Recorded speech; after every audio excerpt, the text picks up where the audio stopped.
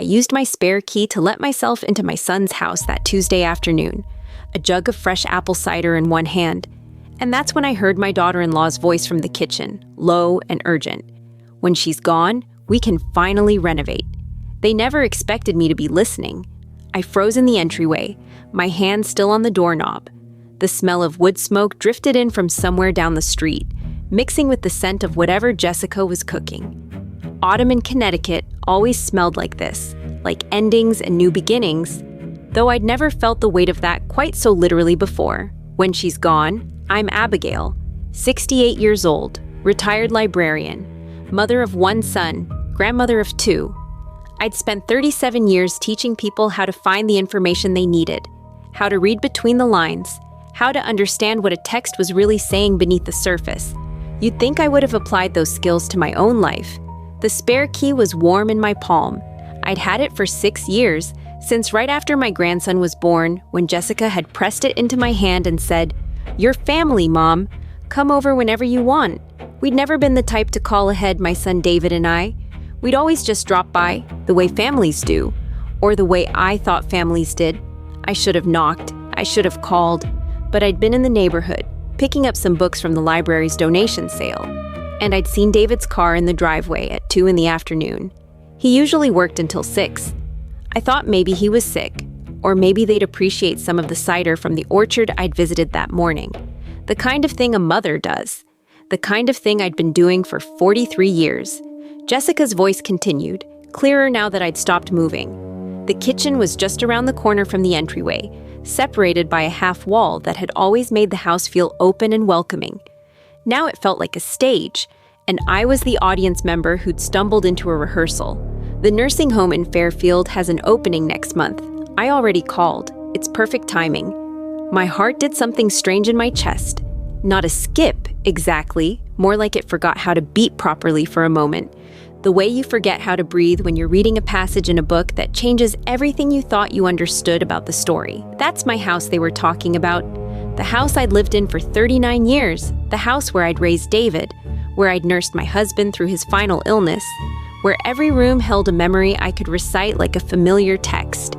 The house that was mine, fully paid off, with the garden I'd spent decades cultivating, and the reading nook I'd built in the sunroom. I heard David's voice then, quieter than Jessica's, uncertain. "Mom's not that old. She's only 68. She's healthy." Jessica made a sound, something between a laugh and a sigh. "She's lonely, David. She calls you every day. She drops by constantly. She'd be happier somewhere with people her own age, activities, care. And we need the money. This kitchen is falling apart, and your salary isn't going to cover a renovation." The acorns were dropping on car roofs outside, that distinctive sound of autumn in New England, like small stones hitting metal. Tap, tap, tap. I'd always found it comforting before. Now it sounded like a clock ticking down. I could have walked in right then. I could have announced myself, confronted them, demanded to know what they thought they were doing, planning my life without me like I was a piece of furniture they needed to rearrange. But 37 years of being a librarian had taught me something important about information. You don't just read the first page. You gather all the facts. You understand the full context before you draw your conclusions. So I stood there, my back against the door I'd just closed so carefully, and I listened. "We'd get at least $400,000 for her house," Jessica continued. "Maybe more, the way the market is right now. That's more than enough for the kitchen. And we could finally redo the master bath. Plus, think about it. No more guilt trips about not visiting enough. No more last-minute babysitting requests. No more her just showing up whenever she feels like it." I looked down at the spare key in my hand. The metal had gone cold now. I'd carried this key on my keyring for 6 years, right next to my own house key and my car key. A symbol of trust, of family, of belonging. They'd forgotten I had it. That much was clear. They'd forgotten that I could walk in any time, that I was welcome, that this was supposed to be my family too. David said something I couldn't quite hear, his voice low and miserable. I knew that tone. It was the same one he'd used as a teenager when he knew he was doing something wrong, but didn't have the courage to stop it. When he'd borrowed my car without asking and dented the fender. When he'd lied about his grades. When he'd disappointed me and knew it. But he was 43 years old now, And this wasn't a dented fender. I backed toward the door, moving as quietly as I'd learned to move in the library stacks, and let myself out. The apple cider stayed on the entryway table. I didn't want it anymore. I didn't want anything from that house. The drive home took 12 minutes. I don't remember any of them. I just remember pulling into my own driveway, looking at my own house, the house they wanted to sell out from under me, and thinking about all the chapters I thought I'd already read in my life. My marriage, my career, raising my son, becoming a grandmother. I thought I knew what the next chapter held. Quiet years, family dinners, watching my grandchildren grow up, being the kind of grandmother who was always available, always loving, always there. I should have read between the lines. If you want to know what happened next, if you want to hear how a 68-year-old woman who'd spent her whole life being helpful and available learned to rewrite her own story, then stay with me. Hit that like button and subscribe, because this is just the beginning. And trust me, they never saw what was coming. I sat in my car for a long time before I could make myself go inside my own house. The golden afternoon light was filtering through the maple trees in my front yard, the same trees I'd planted when David was in elementary school. They'd been saplings then, thin as pencils. Now they were tall enough to shade the entire lawn. Everything grows, I thought. Everything changes. You just don't always notice it happening until it's already done. My hands were shaking when I finally unlocked my front door. Not the spare key this time.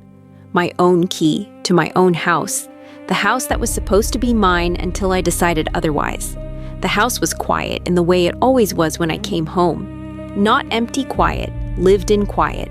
The kind of quiet that comes from 39 years of memories soaked into the walls. I could hear the old furnace humming in the basement, the clock ticking in the hallway, the refrigerator cycling on in the kitchen. I set my purse down on the hall table, the same table that had been there since 1987, and I walked into my living room. The afternoon light was coming through the windows, illuminating the photographs on the mantle. David at 6 years old, missing his front teeth. David at graduation. David's wedding. David holding his firstborn son. In every photo, I was there too. In the background or right beside him, smiling, proud, present. I thought that's what mothers did. We showed up, we helped. We made ourselves available. We gave everything we had, and then we gave a little more, because that's what love looked like. I picked up the photo from David's wedding. Jessica had looked so beautiful that day, and so happy. She'd hugged me after the ceremony and called me mom, and I'd felt like I was gaining a daughter, not losing a son. That's what everyone says, isn't it? You're not losing a son, you're gaining a daughter. Except I'd lost them both, apparently. I just hadn't known it yet. I put the photo back and walked to the kitchen. The kitchen Jessica wanted to renovate with the money from selling my house. I looked around at my own kitchen, the one I'd updated 5 years ago with my own savings. White cabinets, butcher block counters, the farmhouse sink I'd wanted for years. It wasn't fancy, but it was mine. I'd chosen every detail. The nursing home in Fairfield has an opening next month. Jessica's voice was still echoing in my head. I sat down at my kitchen table, the same table where I'd helped David with his homework, where I'd paid bills and planned meals and read thousands of books over thousands of quiet evenings. I tried to remember when things had changed. When had I gone from being family to being a burden? When had my presence gone from welcome to inconvenient? The signs had been there. I could see them now, the way you can see the plot twists in a book when you read it the second time.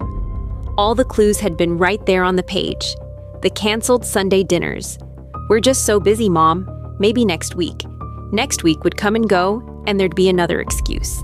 The phone calls that got shorter and shorter. David's voice always distracted, always in a hurry. I should go, Mom. I'll call you later. Later would be 3 days, 4 days, a week. The way Jessica's smile never quite reached her eyes anymore when I showed up.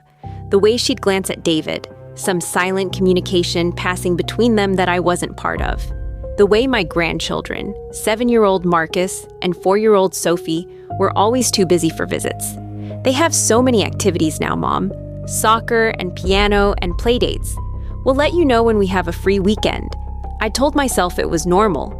Modern families were busy. Everyone had full schedules. I was being understanding. I was being flexible.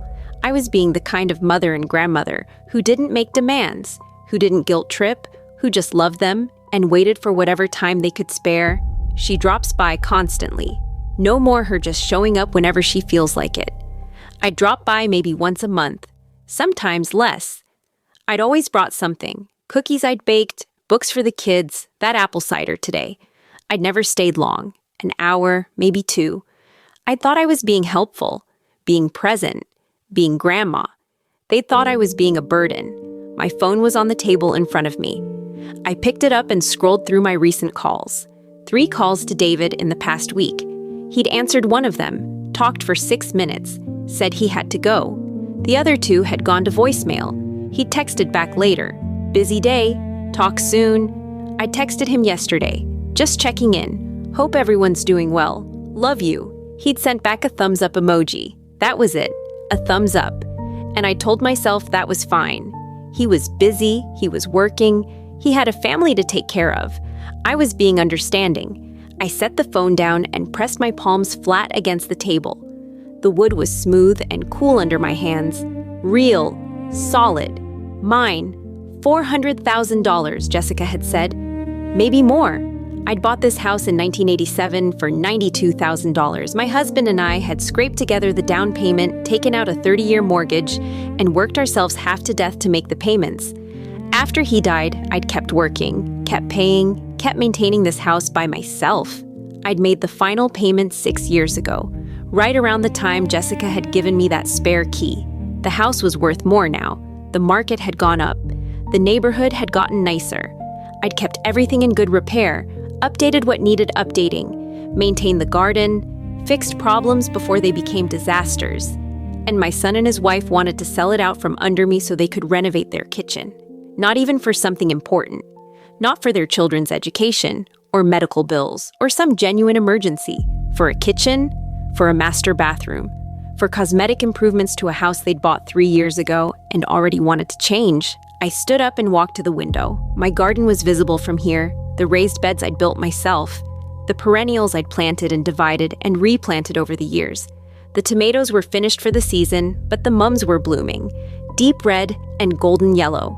I'd planted them in September, thinking I'd enjoy them through October, through Thanksgiving, maybe even into early winter if the weather held. I'd been planning a future here, in my own home, in my own life. They'd been planning a future without me. A future where I was tucked away in a nursing home in Fairfield, out of sight and out of mind, while they spent my money on granite countertops and subway tile. The anger came then, finally. Not hot and explosive. Cold and clear and sharp as glass. The kind of anger that doesn't make you scream. The kind that makes you think. I'd spent 43 years being David's mother. I'd raised him by myself after his father died. I'd worked full-time and still made it to every school event, every baseball game, every parent-teacher conference. I'd helped him pay for college. I'd given him $10,000 for his wedding. I'd given him another $15,000 for the down payment on his house, the house with the kitchen that apparently wasn't good enough. I'd babysat Marcus and Sophie every week for the first 3 years of Marcus's life, until Jessica decided to put him in daycare instead. I'd never complained. I told myself it was good for him to socialize with other children. I'd been there for every birthday, every holiday, every moment they'd let me be there for. I'd made myself small and undemanding, and endlessly available. And they wanted to put me in a home and sell my house. I turned away from the window and looked around my kitchen again, at the life I'd built, the home I'd made, the space that was mine. They'd forgotten something important, something I'd almost forgotten myself. This was my house. My name was on the deed. My money had paid for it. My decisions determined what happened to it. And I wasn't going anywhere. I didn't sleep that night. I lay in my bed, in the bedroom I'd shared with my husband for 23 years and occupied alone for the 16 years since, and I stared at the ceiling and thought about everything I'd heard.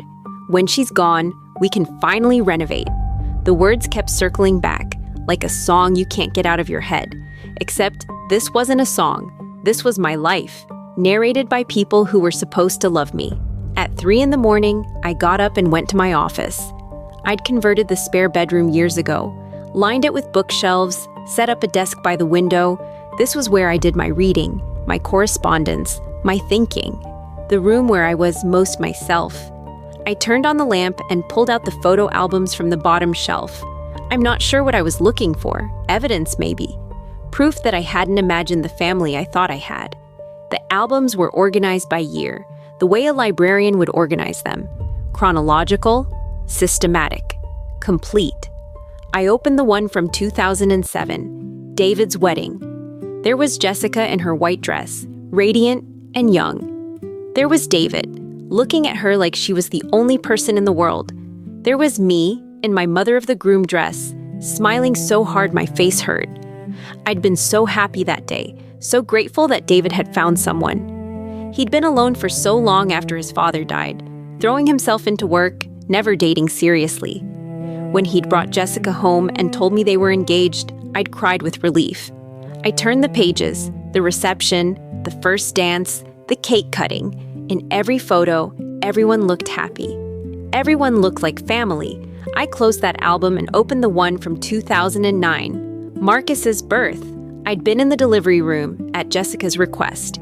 She'd held my hand through the contractions, called me mom, told me she was so glad I was there. I'd held Marcus when he was 20 minutes old, this tiny, perfect person, and I'd felt like my heart might burst. More pages? Marcus's first birthday, his second, his third. In every photo, I was there, holding him, playing with him, reading to him. He'd called me grandma before he could say almost anything else. 2013, Sophie's birth, another delivery room, another grandchild, another moment of pure joy. Jessica had been so tired after the delivery, and I'd stayed for a week, cooking meals, doing laundry, taking care of Marcus while she recovered. She'd hugged me when I left and said, "I don't know what I'd do without you." I'd believed her. I kept turning pages, birthday parties, holidays, random Sunday afternoons. The photos became less frequent after 2015. I noticed it now, the way the gaps between visits grew longer, the way the smiles in the later photos looked more strained. In the 2018 album, there were only 6 photos of David's family. 6 photos in an entire year. I tried to remember why. Had they been busy? Had I been busy? Or had this been when the distance started? So gradual, I hadn't noticed it happening. I closed the albums and sat back in my chair. The house was silent around me, that deep silence that comes in the hours before dawn. Outside, I could hear the wind moving through the maple trees, a sound I'd heard thousands of times before. I'd given them everything. That wasn't self-pity. It was just fact. After my husband died, David was 18, about to start college. I could have sold this house, moved somewhere smaller, somewhere cheaper. I could have used the money for myself, for travel, for an easier life. But I'd stayed. I'd kept the house so David would have a home to come back to. I'd kept working, kept saving, kept building a stable life so I could help him when he needed it. College expenses, wedding costs, that down payment, $25,000 total over the years, not counting the babysitting, the meals I'd cooked, the gifts for birthdays and Christmases, the times I'd paid for family vacations because I knew they were struggling. I'd never asked for anything back. I'd never kept a tally. That's not what mothers do. You give because you love, not because you expect repayment. But you do expect something, don't you? Not money, not payback. Just basic respect, basic consideration, the assumption that your life matters, that your home matters, that you get to make your own decisions about your own future. I opened my laptop and searched for nursing homes in Fairfield. There were 3. I clicked through their websites, looking at the photos of smiling elderly people in common rooms, the descriptions of activities and care levels and amenities. They all looked nice enough, clean, professional. The kind of place you'd put someone when you wanted to feel like you'd done the right thing. But I didn't need care. I didn't need activities organized by someone else. I didn't need to be managed and monitored and tucked away with other people my age, as if being 68 meant I was finished with my real life. I was healthy. I walked 3 miles every morning. I volunteered at the library twice a week. I had friends, hobbies, a book club, a garden that needed me. I had a life. They wanted to take it away so they could have a nicer kitchen. I closed the laptop and looked around my office. The books I'd collected over a lifetime, the desk my husband had built for me, the window that looked out over the garden I'd planted, the life I'd made, and then I thought about what Jessica had said. No more guilt trips about not visiting enough. No more last-minute babysitting requests. No more her just showing up whenever she feels like it. I'd never guilt-tripped them. I'd asked if they wanted to come for dinner, and when they said no, I'd said okay. I'd never complained. I'd never made them feel bad. I'd bent over backwards to be the kind of mother and grandmother who was easy to love. The babysitting requests hadn't been last minute. I'd offered. Every week, like clockwork, until they'd stopped taking me up on it. I thought they were being independent. I thought they were growing into their own family rhythm. I hadn't realized they were pushing me out. And showing up whenever I felt like it, I had a key. I'd been told I was family. I'd been told to come over whenever I wanted. I'd believed that was true, but it hadn't been true. Or maybe it had been true once, and then it stopped being true, and nobody had bothered to tell me. The sky was starting to lighten outside my window. Dawn was coming. I'd been up all night, and I wasn't tired. I was something else. Something I hadn't felt in a long time. I was angry. But more than that, I was clear. I'd spent 16 years as a widow being careful, being small, being grateful for whatever attention my son could spare me. I told myself I was being understanding, being mature, being the kind of mother who didn't make demands. But I hadn't been any of those things. I'd been afraid. Afraid that if I asked for too much, I'd lose what little I had. Afraid that if I wasn't endlessly accommodating, they'd stop including me altogether. And they were going to do that anyway. They were going to put me in a home and sell my house and move on with their lives. And I'd been so busy being understanding that I'd almost let them do it. Almost. I stood up and went to the filing cabinet in the corner. I pulled out the folder labeled House Documents. The deed was in there, my name printed in clear black letters. Abigail Catherine Morrison, sole owner. I pulled out another folder, financial records, bank statements, investment accounts, retirement savings, everything I'd built over a lifetime of work. It was all mine, every bit of it, and I was going to keep it that way. But first, I needed to know exactly what I was dealing with. I needed information, I needed facts. I needed to understand the full scope of what they were planning before I decided how to respond. I'd been a research librarian for 37 years. If there was one thing I knew how to do, it was gather information. I opened my laptop again and started making a list. The list started simple. Check the deed, verify my financial accounts, review my will, make sure everything was in order and in my name alone. But as the sun came up and I sat there with my coffee, the list grew longer. Because I realized I didn't just need to protect what I had. I needed to understand what they'd already done. Had Jessica really called that nursing home? Had she really contacted a realtor? How long had they been planning this? I spent the next week being very, very careful. I didn't call David. I didn't drop by. I acted like nothing had happened. Because as far as they knew, nothing had. They didn't know I'd been there. They didn't know I'd heard. They thought their secret was safe. On Wednesday, I had lunch with Patricia. We'd been friends for 30 years, ever since we'd worked together at the library. She'd retired 2 years before I did, and moved into estate law. She was sharp, practical, and completely trustworthy. We met at the cafe downtown, the one with the good soup and the quiet corner tables. Patricia took one look at my face and said, "What happened?" I told her everything. The spare key, the conversation, the nursing home, the house. I kept my voice steady and my hands wrapped around my coffee cup, and I told her the whole story. When I finished, Patricia was quiet for a long moment. Then she said, "Do you have the deed in your name only?" "Yes, my husband and I bought it together, but when he died, it transferred to me. Just me." "Good. Is David on any of your bank accounts?" "No. I thought about it once, years ago, adding him as a joint owner, just in case something happened to me. But I'd never gotten around to it." "Thank God for procrastination," Patricia said. "What about power of attorney?" I shook my head. "I don't have one. Even better. Abigail, listen to me. As long as your name is the only name on that deed and those accounts, they can't touch anything. They can't sell your house. They can't access your money. They can't put you anywhere you don't want to go, unless they get me declared incompetent," I said. I'd been thinking about that, researching it. It was harder than people thought, but not impossible. Patricia leaned forward. "Are you incompetent?" I'm sitting here having lunch with you and planning my defense. What do you think? Then you're fine. But Abigail, you need to do a few things. You need to create a power of attorney and name someone you trust. Not David. Someone else.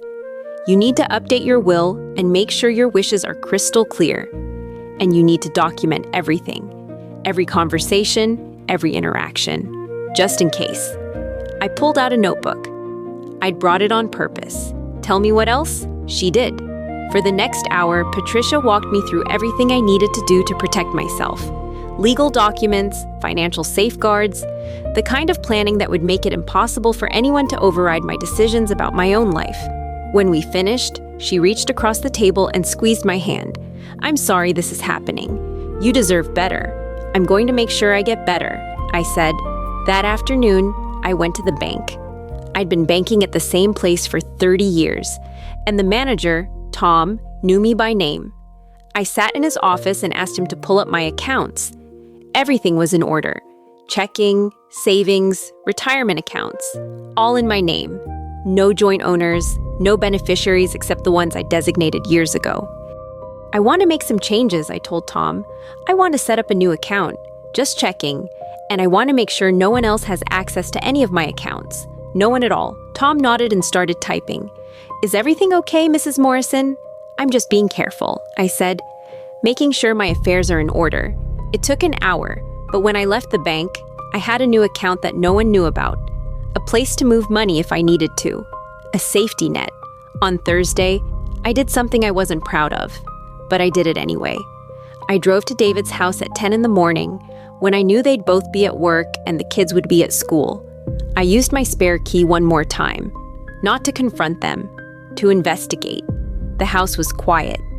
I stood in the entryway for a moment, listening, making sure I was really alone. Then I went to the kitchen. There was a folder on the counter, tucked beside the coffee maker. I opened it. Kitchen renovation estimates. 3 different contractors. 3 different quotes. The cheapest was $38,000. The most expensive was $52,000. There were printouts from real estate websites. Comparable sales in my neighborhood. Houses like mine sold in the past 6 months. The prices ranged from $380,000 to $450,000. And there, at the bottom of the stack, was a brochure. Fairfield Senior Living Community. Someone had circled the memory care section and written in the margin, "Can we get her in without diagnosis?" I stood there in Jessica's kitchen, holding that brochure, and I felt something crack open inside my chest. Not my heart breaking. Something else, something harder and colder. They weren't just planning to put me in a nursing home. They were planning to put me in memory care, the section for people with dementia, with Alzheimer's, with cognitive decline. I didn't have any of those things. I was as sharp as I'd ever been. But memory care was locked. Memory care meant I couldn't just walk out. Memory care meant they could visit once a month and feel like they'd done their duty. And I'd be trapped there with no way to fight back. I took out my phone and photographed every page in that folder. Every estimate, every real estate listing, every note in the margins. Then I put everything back exactly as I'd found it. I went upstairs. Their bedroom was neat, the bed made, everything in its place. I opened the nightstand on what I guessed was Jessica's side. There was a notebook inside. I opened it. It was a planning journal, the kind people use for goals and projects. And there, on a page dated 3 weeks ago, was a list. Mom Morrison situation. Talk to David about timeline, research facilities, get house appraised, find out about POA, look into competency evaluation. Below that, in different ink, like it had been added later, David on board, moving forward. I photographed that too. Then I closed the notebook, closed the drawer, and walked out of that house. I sat in my car for a long time before I started the engine. My hands were shaking, but not from fear, from rage, from the absolute clarity of knowing exactly what I was dealing with. This wasn't a casual conversation. This wasn't a vague idea they'd been tossing around. This was a plan, a timeline, a project they were actively working on, and David was on board. That hurt more than anything else. I could understand Jessica, in a way. She'd married into this family. She wanted things. She was ambitious and impatient. And maybe she'd never really loved me the way I thought she did. But David was my son. I'd raised him. I'd sacrificed for him. I'd loved him with everything I had, and he was on board with locking me away so they could renovate their kitchen. I drove home and added the photos to a folder on my computer. Evidence, documentation, the kind of information that could protect me if this ever went legal. Then I sat down and revised my list, because now I knew exactly what I was dealing with, and I knew exactly what I needed to do. I needed to protect myself legally. I needed to make sure they couldn't touch my assets, and I needed to let them know that I knew what they were planning, but I wasn't going to just confront them. I wasn't going to give them a chance to lie or backtrack or make excuses. I was going to be strategic. I was going to be smart. I was going to use every skill I'd learned in 37 years of research and problem solving. I was going to beat them at their own game, and they were never going to see it coming. On Friday morning, I met with Patricia again, this time at her office, not the cafe. This time, it was business. I need you to draw up some documents, I told her. Power of attorney, updated will, and a living will. I want everything ironclad. Who do you want as your power of attorney? You, I said. If you're willing, Patricia didn't hesitate. I'm willing. And Abigail, I think you should also consider a trust. Put the house in a trust with you as the trustee. It adds another layer of protection. We spent 2 hours going through everything. By the time I left her office, I had appointments scheduled for the following week to sign all the documents. Everything would be legal, witnessed, notarized, unbreakable. But legal protection was only half of the plan. The other half was harder, more personal. I needed to know if David could be saved. That sounds dramatic, I know, but that's what it felt like. Jessica had written David on board in her notebook, but I'd heard the uncertainty in his voice that day in the kitchen. Mom's not that old. She's only 68. She's healthy. He'd protested. Not strongly enough, not nearly enough. But he'd protested. Maybe there was something left in him that remembered I was his mother, that remembered I was a person, not just an obstacle to a nicer kitchen. I needed to find out, but I couldn't just ask him. If I confronted him directly, he'd warn Jessica. They'd change their approach. They'd get more careful. No, I needed to test him. I needed to create a situation where he'd have to choose, where I could see what he'd do when he thought I didn't know what was happening. On Saturday, I called David. He answered on the 4th ring, sounding distracted. Hi, Mom. What's up? I was wondering if you and Jessica and the kids might want to come for dinner next Sunday. I haven't seen everyone in a while. There was a pause. I could hear him breathing, thinking. Let me check with Jessica. We might have something that day. It's a week away, I said, keeping my voice light. Surely you can check your calendar. Another pause. Yeah, okay, hold on. I heard muffled voices. He'd covered the phone, but not well enough. I caught fragments. My mom wants us for dinner. I don't know. We should probably go. It's been a while. Then Jessica's voice, clearer. Fine, but we can't stay long. David came back on the line. Yeah, Mom, that works. What time? How about 5? I'll make pot roast. Sounds good. See you then? He hung up quickly, like he couldn't wait to get off the phone. But he'd said yes. That was something. I spent the next week preparing. Not just the dinner, everything. I met with Patricia and signed all the documents. My power of attorney, my will, my living will, the trust paperwork. Everything was filed, legal, protected. I moved half my savings into the new account. Not enough that David would notice if he somehow checked, but enough that I'd have resources if I needed them. I bought a small recording device, the kind that looks like a pen. I tested it. The audio quality was perfect, and I planned the dinner. Not just the food, though I did make pot roast, David's favorite, but the conversation, the questions I'd ask, the traps I'd set. I needed to know what they'd say when they thought I was vulnerable, when they thought I was considering my future and looking to them for guidance. Sunday came. I set the table with my good dishes, the ones I'd inherited from my mother. I put out fresh flowers from the garden. I made everything look warm and welcoming and normal. They arrived at 5:15. Jessica was wearing expensive jeans and a cashmere sweater. David looked tired. Marcus and Sophie ran in and hugged me. And for a moment, everything felt like it used to. Grandma, Marcus said, can we play in the backyard? After dinner, sweetheart. Go wash your hands. The kids ran off. Jessica looked around the living room, and I saw her eyes calculating, assessing, probably adding up what the house would sell for, what the furniture was worth. "Something smells amazing," David said. He kissed my cheek, and I caught the scent of his cologne, the same brand his father used to wear. I'd given it to him for Christmas 3 years ago. "Pot roast," I said. "Your favorite. Come sit down." Dinner was strange. The kids chattered about school and soccer and their friends. David asked me polite questions about my week. Jessica smiled and complimented the food and acted like everything was fine. I played along. I smiled.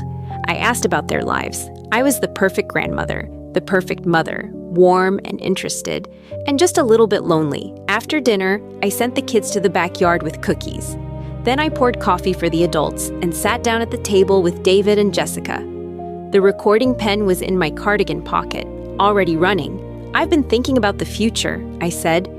"I'm not getting any younger, and I want to make sure I have plans in place." Jessica's eyes sharpened. David looked uncomfortable. "That's smart, Mom," David said. "What kind of plans?" I shrugged. "I don't know exactly. That's why I wanted to talk to you. This house is getting to be a lot to maintain. The garden, the repairs, all of it. I'm wondering if I should think about downsizing." Jessica leaned forward. "That's a really mature perspective, Mom. A lot of people your age struggle to admit when they need help." "I'm not sure I need help," I said carefully. "I'm just thinking ahead. What would you suggest?" Jessica and David exchanged a glance. I saw the communication pass between them, silent and quick. "Well," Jessica said, "there are a lot of options. You could move to a smaller place. A condo, maybe? Or there are some really nice senior communities around here. Places where you'd have people your own age, activities, support if you need it." I nodded slowly. "Like a nursing home?" "Not a nursing home," Jessica said quickly. "More like independent living.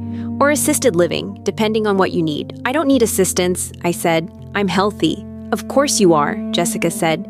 "But these places are great for socialization. You'd make friends. You wouldn't be so isolated." "I'm not isolated. I have friends. I volunteer at the library. But wouldn't it be nice to have people around all the time?" Jessica's voice was smooth, persuasive. "And David and I could visit more often if we weren't worried about you being alone in this big house."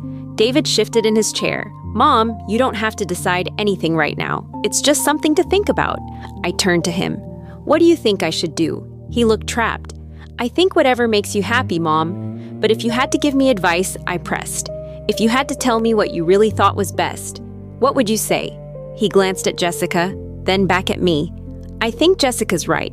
I think a community setting might be good for you. Eventually. Not right now, but maybe in a few years. And what would I do with the house?" Another glance at Jessica. "You'd sell it, I guess. Use the money for wherever you move. Would you want to buy it?" I asked. "Keep it in the family?" David blinked. "I don't think we could afford it, Mom. But if I sold it to someone else, you'd be okay with that?" He nodded slowly. "If that's what you wanted to do." I sat back and looked at both of them. Jessica was smiling, thinking she'd won. David looked relieved, like he'd passed some kind of test. Neither of them had any idea what I knew. Neither of them realized I'd heard every word of their original conversation, seen every page of their planning documents.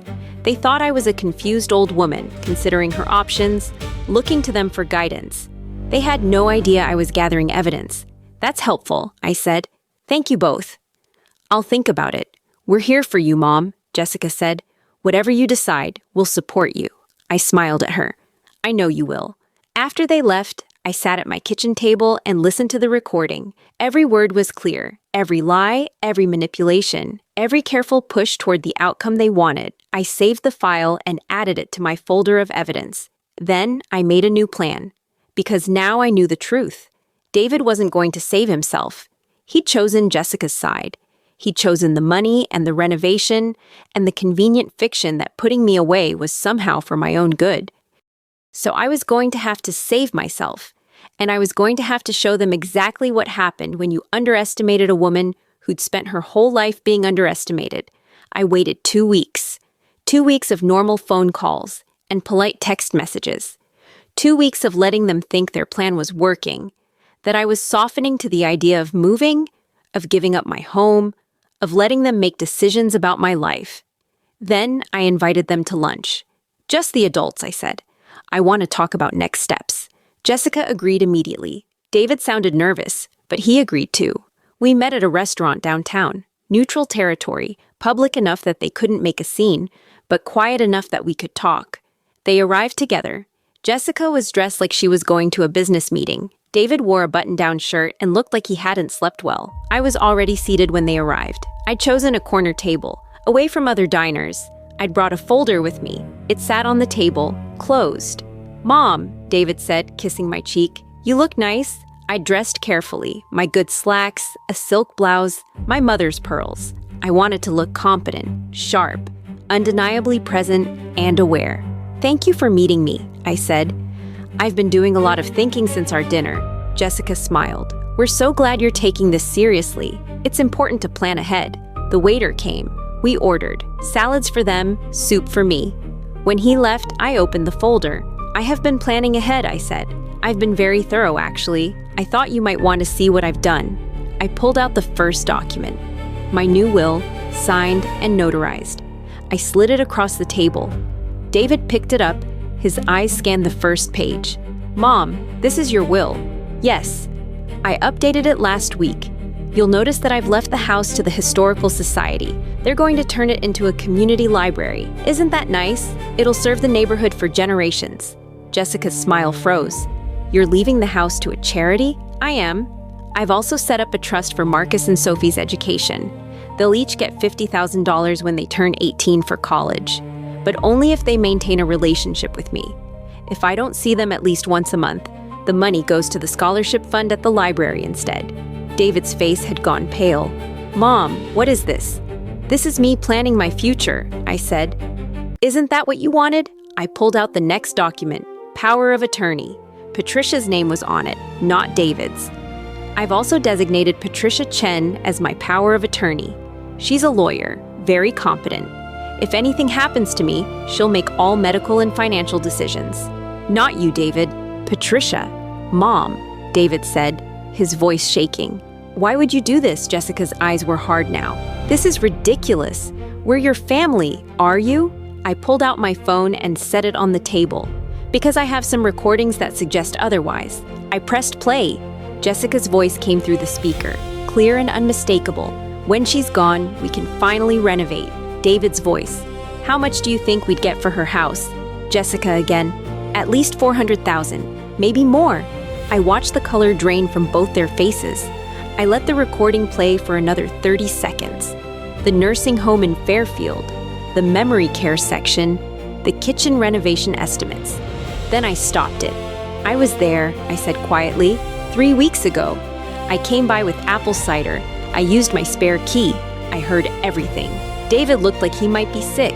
"Mom, I can explain. Can you?" I pulled out the photos I'd taken, the folder from their kitchen, Jessica's notebook, the page that said David on board. I slid them across the table one by one. "You weren't just talking about it. You were planning it. You'd already called the nursing home. You'd already gotten renovation estimates. You were going to put me in memory care, David. Memory care for people with dementia. I don't have dementia. We were just exploring options," Jessica said. Her voice was tight, defensive. "You're taking this out of context." "Am I?" I leaned forward. "You wrote, 'Can we get her in without diagnosis?' That's not exploring options. That's conspiracy." "That's not what I meant," Jessica said. "Then what did you mean? Explain it to me.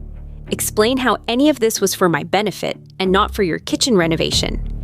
She couldn't. She sat there, her mouth opening and closing, and she couldn't say a single word that would make this better. I turned to David. "You're my son. I raised you by myself after your father died. I worked 2 jobs to put you through college. I gave you $15,000 for your house down payment. I babysat your children every week for 3 years. And you were going to lock me away in memory care so you could have a nicer bathroom." "Mom," he said, and his voice broke. "I'm sorry. I'm so sorry. I didn't want to. Jessica said it would be better for you, that you were lonely, that you'd be happier." "I'm not lonely," I said. "I was available. There's a difference. I had a life. I have a life. And you were going to take it away from me." Tears were running down David's face now. I know. I was wrong. I was so wrong." Jessica stood up abruptly. "I don't have to listen to this. You're being dramatic. We were trying to help you by stealing my house, by locking me away. That's help?" "You're old," Jessica said. The words came out hard and mean. "You're alone. You have no purpose. We were giving you a solution." I stood up too. "I'm 68 years old. I'm healthy. I'm sharp. I have friends and hobbies, and a life I built over decades. The only problem I had was thinking you were part of that life. That was my mistake." I picked up my folder and my phone. I looked at David. He was still sitting there, crying, looking like the little boy who used to crawl into my lap when he had nightmares. "You have a choice," I told him. "You can be my son, or you can be her accomplice. But you can't be both. If you want a relationship with me, it starts with respect. It starts with honesty. And it starts with you standing up for what's right, instead of going along with what's easy." I pulled the spare key out of my purse. The key Jessica had given me 6 years ago. The key that had symbolized family, and trust, and belonging. I set it on the table between them. "I don't need this anymore. I'm not coming by unannounced. I'm not dropping in. I'm not making myself available for whatever scraps of attention you feel like giving me. If you want to see me, you can call and ask, like you would with anyone else you respect." I looked at Jessica. "And you need to understand something. I'm not going anywhere. I'm staying in my house. I'm living my life. And if you ever try to interfere with that again, if you ever contact a nursing home, or a realtor, or anyone else about my property, or my future, I will take every recording, every photo, every piece of evidence I have, and I will make sure everyone knows exactly what you tried to do. Your friends, your neighbors, your children, when they're old enough to understand. Everyone." Jessica's face was white with rage. "You're bluffing. Try me," I said. I walked out of that restaurant with my head high and my folder under my arm. I didn't look back. Behind me, I heard David say my name. "Mom, please." But I kept walking, because some things can't be fixed with an apology. Some betrayals cut too deep. And some women, even at 68, even after a lifetime of being accommodating and understanding and endlessly available, finally learn to walk away. The first week after the confrontation was the hardest. I kept expecting David to call. Part of me wanted him to. Part of me wanted him to show up at my door, to tell me he'd left Jessica, to beg for forgiveness and mean it. He didn't call. Jessica did once.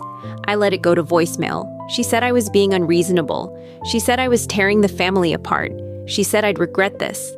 I deleted the message and blocked her number. David sent a text on day 5.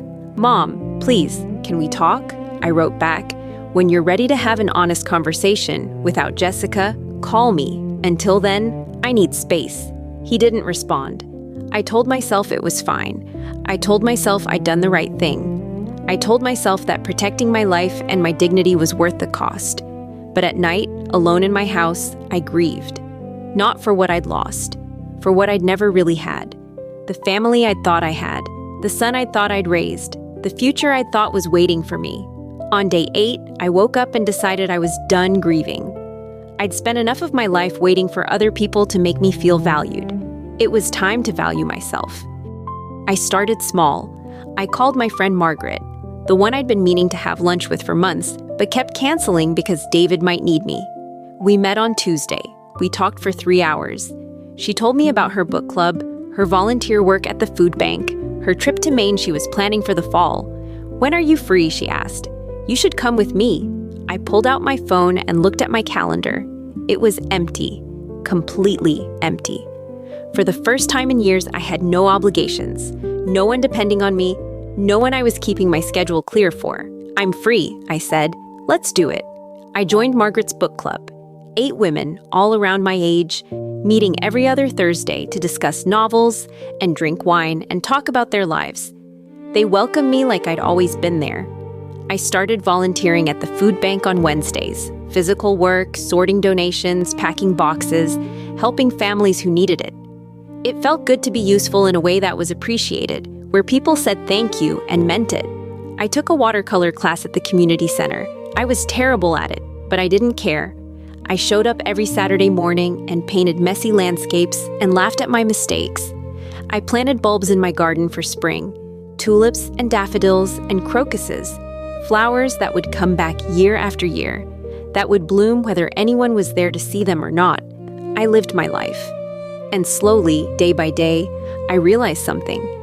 I wasn't lonely. I'd never been lonely.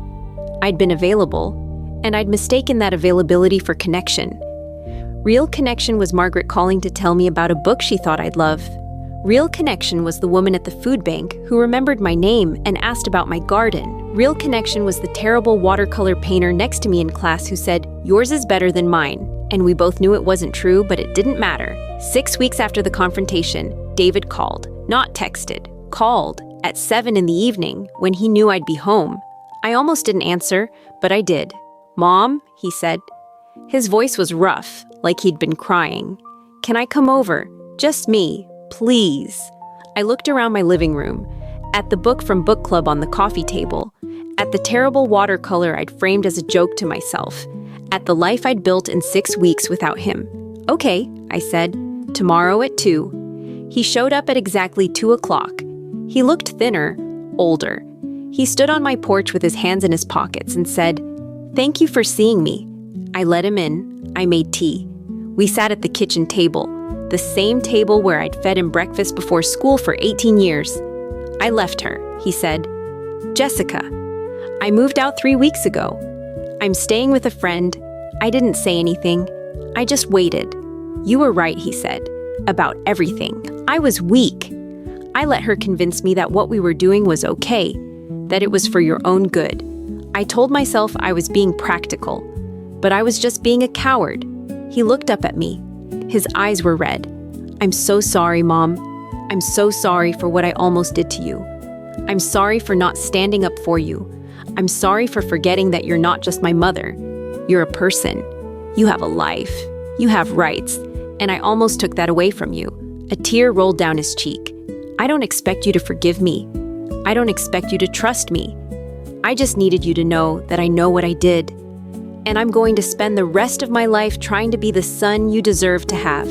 I sat there for a long moment, looking at my son, my 43-year-old son, who'd finally grown up. "I'm not going to forget what happened," I said. "I'm not going to pretend it didn't happen. You hurt me, David. You betrayed me in a way I never thought possible." He nodded. "I know, but I'm willing to try," I said, slowly, carefully. "If you're willing to do the work, real work, honest work, not just apologies, but change." "I am," he said. "I promise." We started over, not from where we'd been, from somewhere new, somewhere more honest. He came for dinner once a week, just him. We talked about real things, his job, his divorce, his regrets, my book club, my volunteering, my watercolor class. We didn't pretend the past hadn't happened. We acknowledged it. We worked through it. He brought Marcus and Sophie to visit. I told them Grandma had been sick of people not respecting her, so she'd made some changes. They understood. Kids always understand more than you think they do. Jessica sent angry emails. She called me vindictive. She said I'd ruined her marriage. She said I'd turned David against her. I didn't respond. I didn't need to. She'd ruined her own marriage the moment she decided my life was worth less than her kitchen renovation. 3 months after the confrontation, I was sitting in my garden on a Sunday afternoon. The mums were still blooming, deep red and gold. The air smelled like wood smoke and autumn leaves. I had a book in my lap and a cup of tea beside me. My phone buzzed. A text from Margaret. "Book club Thursday. Don't forget." Another text. From David. "Can I bring the kids by Saturday? They want to help you plant those bulbs." I looked around my garden, at my house behind me, the house I'd fought for and kept, at the life I'd built, the life that was mine. I thought about the spare key I'd left on that restaurant table, the symbol of access I'd given up, the old way of being that I'd walked away from. And I thought about the new key I'd had made, the one I'd given to Patricia, my power of attorney, my friend, the person I trusted to make decisions with me, not for me. That was the difference. With me, not for me. I picked up my phone and texted David back. "Saturday at 10. Tell them to wear old clothes." Then I texted Margaret. Wouldn't miss it. I set the phone down and picked up my book. The sun was warm on my face. The garden was quiet around me. And I was home. Really, truly home. Not because of where I was, but because of who I'd become. A woman who knew her worth. A woman who set boundaries. A woman who'd learned, at 68 years old, that it's never too late to rewrite your story. If this story meant something to you, if you've ever felt taken for granted or underestimated or pushed aside, I want to hear from you. Leave a comment below and tell me your story. Hit that like button if you believe it's never too late to stand up for yourself. Subscribe to this channel because I'll be here, sharing more stories about women who refuse to be invisible. And share this with someone who needs to hear it. Someone who needs to know that their life, their home, their choices matter. No matter how old you are, no matter who's trying to make decisions for you, you have the right to write your own ending. Don't ever forget